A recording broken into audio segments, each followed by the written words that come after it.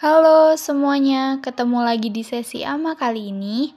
Buat yang baru gabung di channel ini, kalau ada pertanyaan tentang saham dan investasi, komen aja ya di bawah, biar Ko Filbert bisa bantu jawab. Langsung aja ke pertanyaannya. Pak Filbert, bagaimana tanggapannya mengenai saham BBKP setelah Kokmin masuk? Harganya justru malah terus menurun, dan saat ini di harga 77. Terima kasih. Waduh, saya agak berat nih jawabnya, cuman saya akan jawab seobjektif mungkin. Bila kita lihat memang 5 tahun terakhir harga saham Bukopin tuh ya gitu deh, not so good lah. Waktu itu sahamnya sempat ramai, waktu 2021 kemarin, di tahun 2022 juga sempat ramai, karena harga sahamnya sempat naik. Nah, namun kalau saya bilang kan, kalian harus tentukan, kalian itu investor, atau trader, atau spekulator. Kalau kalian jadi investor, fokus kalian ke apa? Ke kinerja. Berhubung grup kita adalah grup investor, dan Filbert Game Plan kan fokusnya ke kinerja. Jadi kita akan bahas dari sisi kinerja. Kita bedah ya. Bila kita lihat dari laba, kalian ingin perusahaannya seperti apa sih? Yang laba terus atau yang rugi terus? Tentunya pinginnya yang laba terus kan. Sayangnya Bukopin kalau kita perhatikan, aduh 4 tahun terakhir malah rugi terus. Besar lagi ruginya. Itu yang pertama ya. Lalu yang kedua, kalau kita ngomongin bisnis yang ideal tuh yang seperti apa sih? Yang omsetnya naik atau yang omsetnya turun? Tentu jawabannya omsetnya naik kan. Masalahnya Bukopin ini omsetnya kalau kalian perhatikan 2018 ke 2023 itu turunnya hampir setengah loh. Itu sangat signifikan saya bilang. Bayangin aja gaji kamu dipotong setengah. Nah, signifikan kan?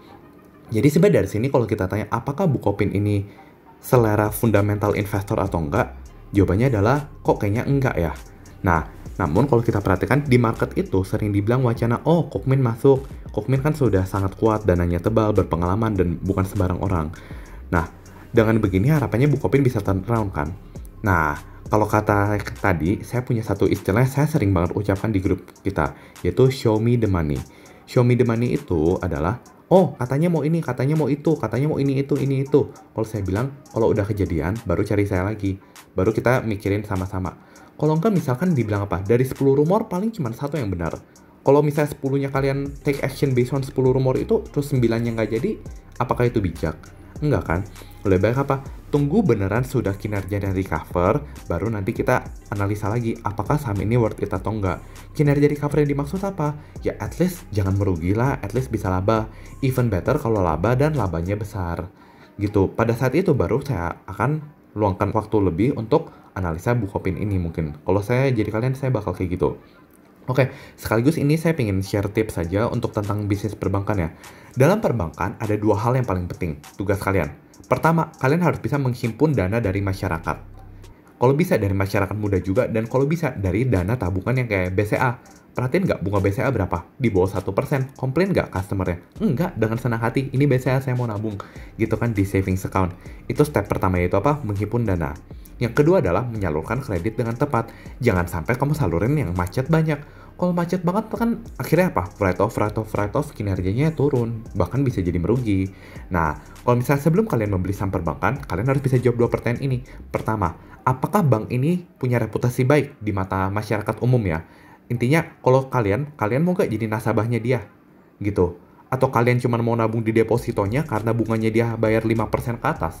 Kalau bunga depositonya kayak 3 atau 4%, apakah kalian mau nabung di sana?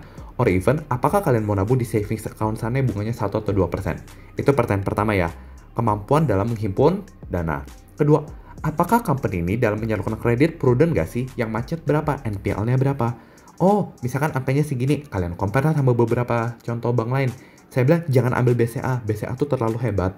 Kalian compare ke siapa? BNI, NISP, BNG. Fair dong, saya bilang. Kayak gitu, lalu kalian nilai, apakah ini bank dalam menyalurkan kredit, apakah baik atau enggak.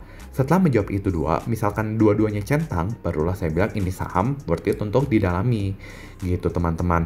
Yang bahaya adalah kalau orang asal beli hanya dengan katanya, oh katanya mau ke 400, ya. Tapi bahkan kemampuan himpun dana atau penyaluran kreditnya kalian bahkan nggak mau dalami. Itu kan kurang bijak saya bilang. Oke, I think that's it for today and see you guys in the next video. Bye-bye.